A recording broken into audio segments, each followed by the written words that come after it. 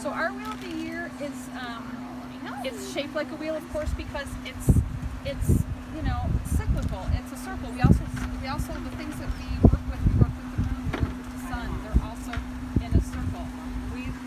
Witches like to sit in circle because, like we talked about at the drum circle, everyone is equal. No one is more important than the other person.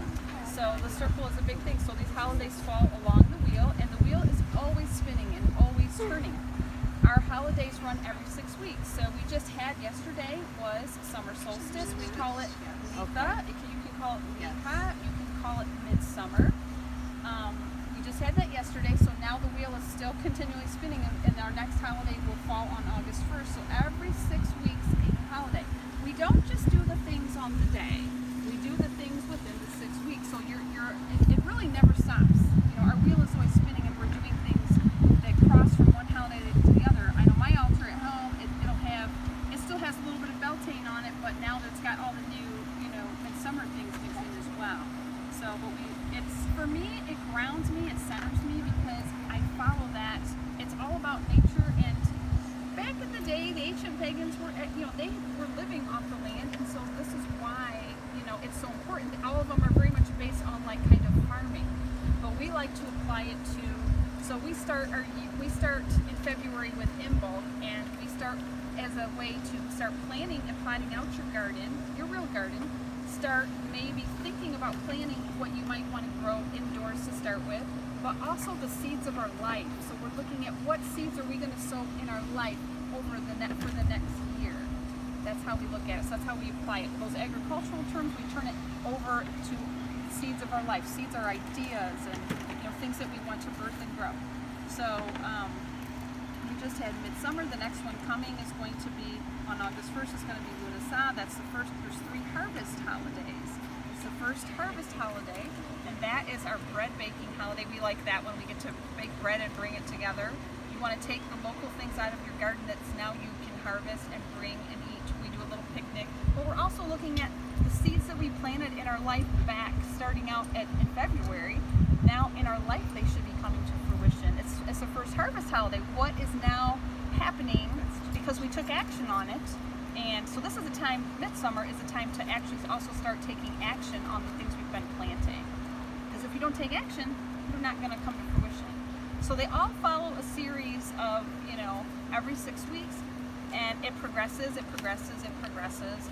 We end our year with the holiday called Samhain, which people think is Halloween, but it's not Halloween. It's actually more of a somber holiday because we're honoring, it's a holiday that focuses on death and rot and getting rid of things that is the end of the year.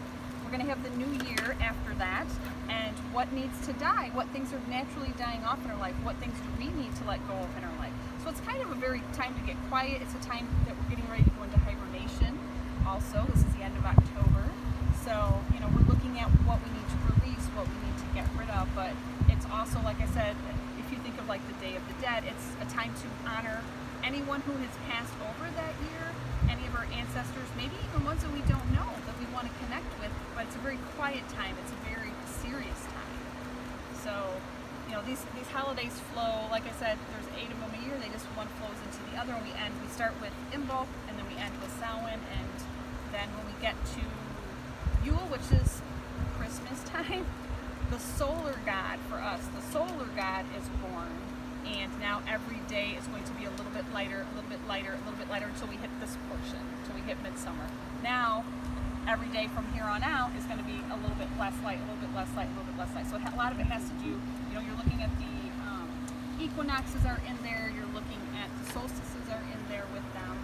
So it's just a lovely cycle, and the themes that go with them, and working with the goddess and the god both, and it's just, to me, it's so important. It's just the way I live my life, So I don't know if that makes sense.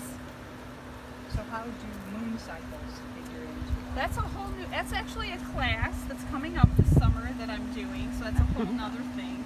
So we work with, on this path we work with the wheel of the year, we work with the elements, and we do work with the moon cycle. So that's like a lot to talk about, but you know, you could look at the new moon, and you could look at, so we call, these days are what we call Sabbats.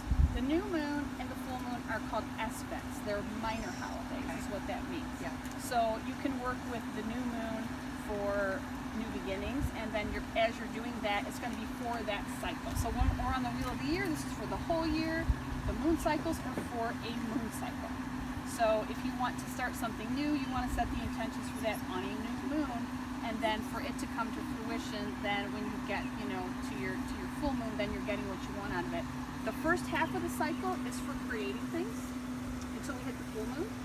Once we hit the full moon's good for a lot of things. It's good for illuminating the truths we can't see. It's a good time to release things. But as we start going back up the other direction with the waning moon, this is a time to let go of things. So to make it simple, first half, creating things. Then we hit the full moon. Second half is going to be about releasing things and resting and reflection and being quiet until we get back up to that new moon. Now, as a tarot reader, and as personally myself, I'm a full moon kind of girl. I don't do a whole lot with the new moon, and the reason for that is because there's no energy there. There's no energy to pull from. It's when the new moon and the void moon right before that, it's black. There's nothing there to work with.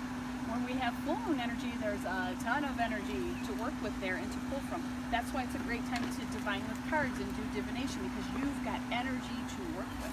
I like to teach yoga classes. On the full moon. Yeah. It feels good. But some moons can make you feel wonky too, and that depends on your moon sign. So if you don't know what your moon sign is, it doesn't have to do when the moon is coming around a full moon. It's not about what your sun sign is, it's about what your moon sign is. So I'm a Taurus moon, and so even though I'm a Leo, my Taurus moon is not happy when it's a Leo full moon because it doesn't jive. It's the energy, you know, it doesn't feel good. So full moons can be powerful, but they can also be difficult. How many times have you said to yourself, maybe like, oh my gosh, is it a full moon? Because it's the crazies are out, everything's going crazy. Yeah. It's because that energy, it's because we have, the moon works with also like the tides and things like that, Yes. and our body is made up of, I can't tell you the percentage of much water, of but lot. when the moon comes out, it's pulling on all of that within us. So depending on what your moon sign is, so that's a good thing to know. That's how it's going to affect how you're doing with that moon. If it's going to be a good moon or I'm a difficult. Pisces sun and a Pisces moon with a Libra rising. Oh wow. So how do you Lot of find out? emotions. Because like you Okay. just said your birth sign, but then how do you Right. find your So there's moon? a lot of free apps that do that. Okay. I like Cafe Astrology. I like AstroSeek. It's got the moon calculator, Yeah. and you just type. You have to know what time you were born and the city you were born in. Okay. If you don't know that, you can put in like noon. Midnight, yeah. Noon, I thought it was noon, but it'll tell you that on there. Put in a noon on You there. can find and out it's- on your yeah. birth certificate, can't you? Yeah. Oh yes, yeah. I thought the time was on there. The new birth Yeah. certificates are Don't nothing I know, on they're it. so The boring. new ones they don't put on there anymore? No. No, they're very okay. boring. It looks like a certificate. Yeah. It's like, I mean, like a achievement I was like, wait a certificate. minute, Oh, where's wow. the where's Yeah, the it's stuff? not fun. Yeah. So fun. So yeah, that's a class that's going to be coming up this summer, and I can't tell. I think it's July, isn't it? Yes, that I don't class know is sure. called again, what? Working with the moon. So it's going to be some of the things I just talked about, but more in detail. Other things we can do. That's why I have a tissue on my We talk about some of the moon deities, some of the moon goddesses that you can work with in that class. So, but yeah, it's another one of the aspects that we work with our wheel, moon cycles, and we work with the elements as well. So all of those things together. But I guess I'm just extra about the wheel of the year. So it's my favorite thing.